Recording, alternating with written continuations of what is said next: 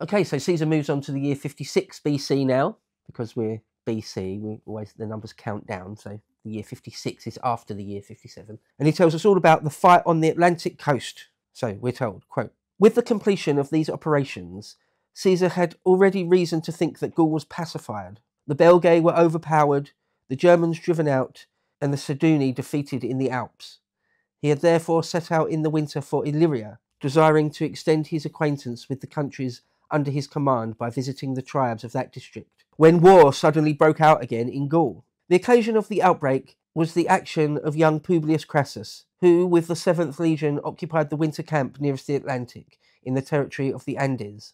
As food was scarce in that region, he sent a number of auxiliary officers and military tribunes to the neighbouring people to seek a supply of corn and other provisions. Among others, Titus Turcidius was sent to the Estruvia, Marcus Trebius Gallus to the Corioslites, Quintus Velanus and Titus Silius to the Veneti. The Veneti are much the most powerful tribe on this coast.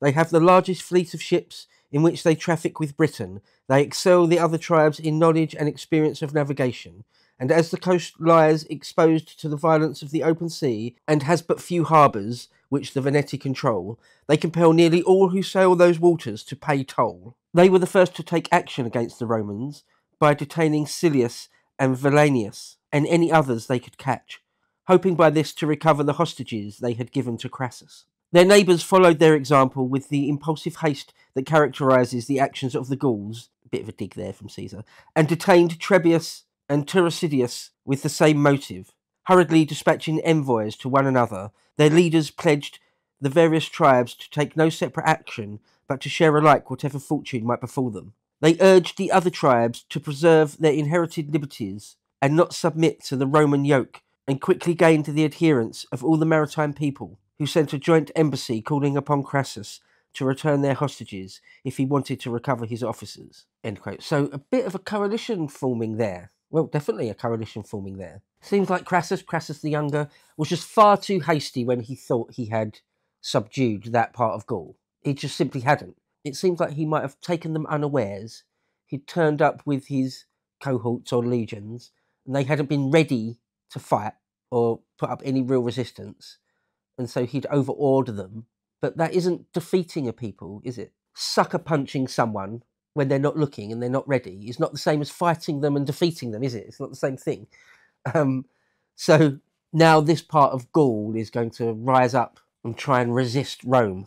The story goes on, quote, "When Caesar was informed of these events by Crassus, he was far away from Gaul," he was on his way to Illyrium, "and therefore instructed his subordinates to use the time that must elapse before his arrival in building warships on the river Loire, which flows into the Atlantic, enlisting crews in the province and procuring seamen and captains. These orders were promptly attended to, and Caesar rejoined his troops as soon as the campaigning season started. On learning of his arrival and the Roman preparations, the Veneti and the other tribes, realizing the gravity of the crime they had committed in detaining and imprisoning envoys, an office that all nations had always held sacred and inviolable, began to make ready for war on a scale commensurate with the seriousness of their peril, paying particular attention to the provisions of equipment for their ships. So naval engagements are going to ensue. Their hopes of success were increased by the confidence they placed in the natural strength of their country, the geographical strength, I mean. They knew that the roads were intersected by tidal inlets, and that sailing would be difficult for us the Romans, on account of our ignorance of the waterways and the scarcity of harbours, and they felt sure that our armies would be prevented by shortage of grain from staying there very long. And even if all their expectations were disappointed, they had a strong fleet, while we had no ships available and were unacquainted with the shoals, harbours, and islands of the coast on which we should have to fight. And sailing in a wide ocean was clearly a very different matter from sailing in a landlocked sea like the Mediterranean. Having resolved to fight, they fortified their strongholds, stocked them with corn from the fields, and assembled as many ships as possible on the coast of Venetia, where it was generally thought that Caesar would open hostilities. They secured the alliance of various tribes in the neighbourhood, long list of tribes coming up, the Osimi, Loxivii, Namnetes, Ambialati, and Diablintes, and of the Morini and Menapi, and summoned reinforcements from Britain, which faces that part of Gaul. End quote. So this is a serious coalition. It might not well have been quite on the order of the Belgae coalition in terms of numbers, but it was very, very serious, and there's a naval element to it all. So it's a completely different kettle of fish from the previous year. And Caesar absolutely takes it seriously. Well, has to take it seriously. It turns out it is at least as difficult, or well, probably more, than the Belgae. But I'll let Caesar tell us the story. He says this, quote, "In spite of the difficulties, Caesar had several strong reasons for undertaking this campaign. The unlawful detention of Roman knights, the revolt and renewal of hostilities by enemies who had submitted and given hostages, the large number of tribes leagued against him, and above all the danger that if these were left unpunished, others might think themselves entitled to follow their example." So Caesar's clearly in the empire building business at this point. Right. We can't let an example of us being humiliated stand. We can't have that. How would we ever hold down an empire if we did? Knowing too that nearly all the Gauls were fond of political change and quickly and easily provoked to war, and that all men naturally love freedom and hate servitude, he thought it advisable to divide his forces and distribute them over a wider area before more tribes could join the coalition. So Caesar's getting preemptive now. He's even in preemptive mode. He goes on. Accordingly, he sent Labienus with some cavalry into the country of the Treveri near the Rhine. His orders were to make contact with the Remi and the other Belgic tribes and see that they remained loyal, and if the Germans, who some of the Gauls were said to have summoned to their assistance, should attempt to force a passage across the river in boats, to stop them. So Caesar still just doesn't trust the Gauls to hear that an outbreak, a rebellion has happened somewhere, and that's a signal for them to rise up as well, even though they'd only just been put down 1 year before. He goes on. Publius Crassus was instructed to march to Aquitania with 12 legionary cohorts and a strong force of cavalry, in order to prevent the dispatch of reinforcements to the Celtic Gauls and the formation of an alliance between such powerful peoples. Sabinus was sent with 3 legions against the Venelli, Corioslites, and Vexilli to keep that section of the rebels isolated. The young Decimus Brutus, who is a person will come up a lot more as the story goes on, for years to come.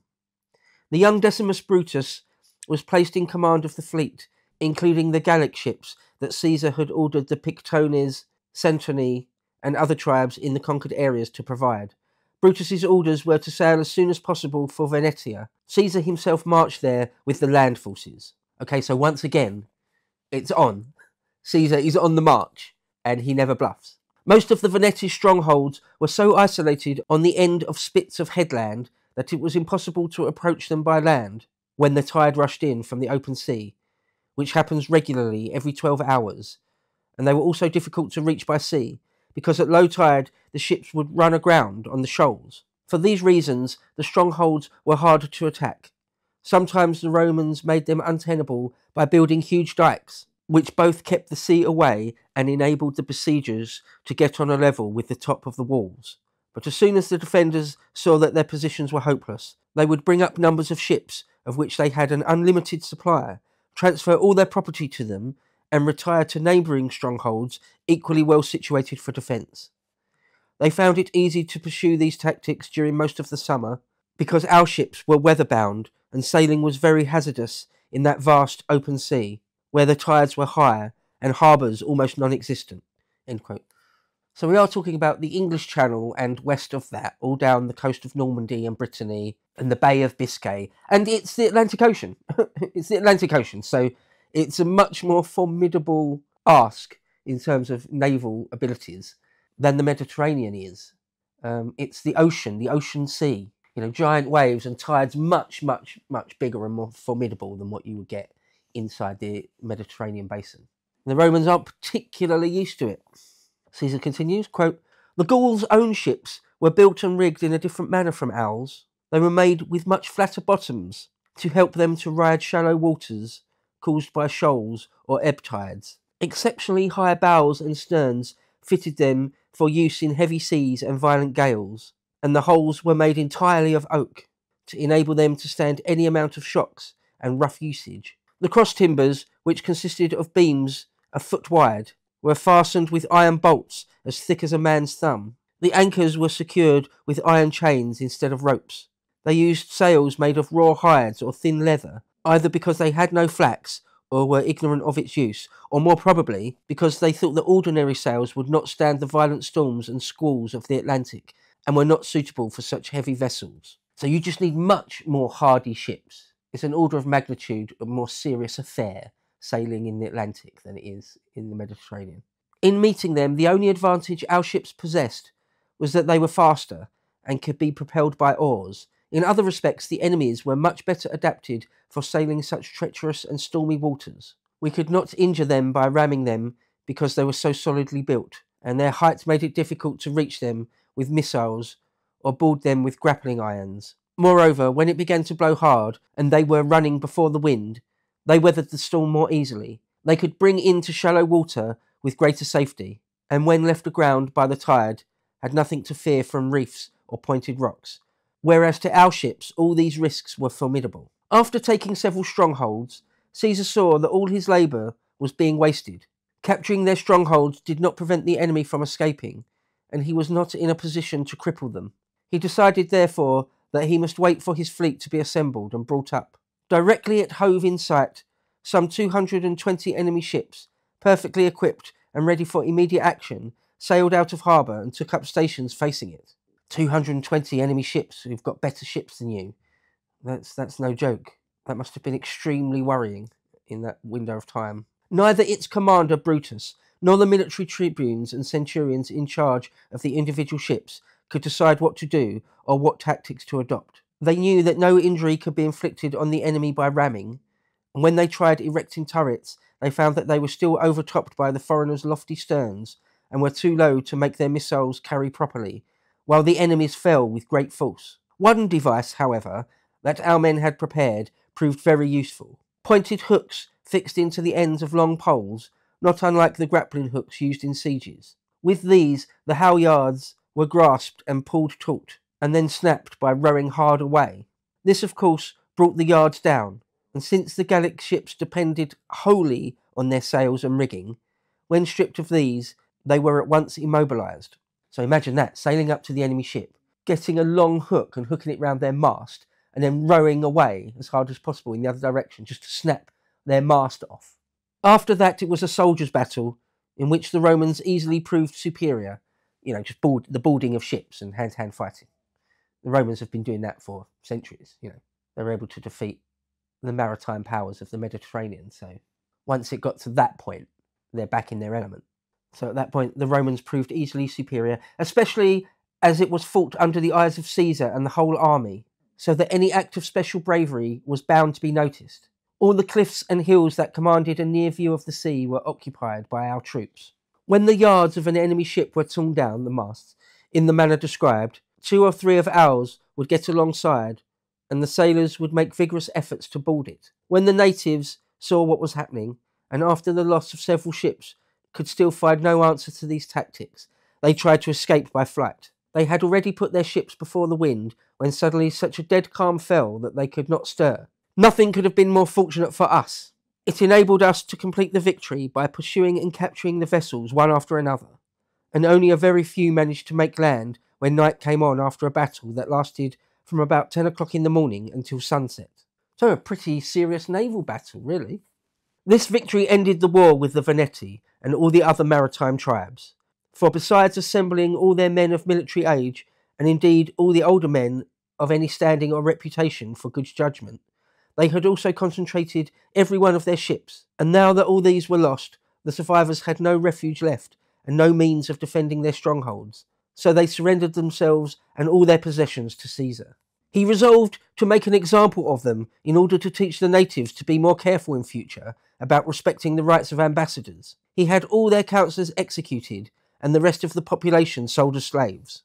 So Caesar not mucking about there, they've really pissed him off, basically. So no holds barred. To watch the full video, please become a premium member at lotuseaters.com.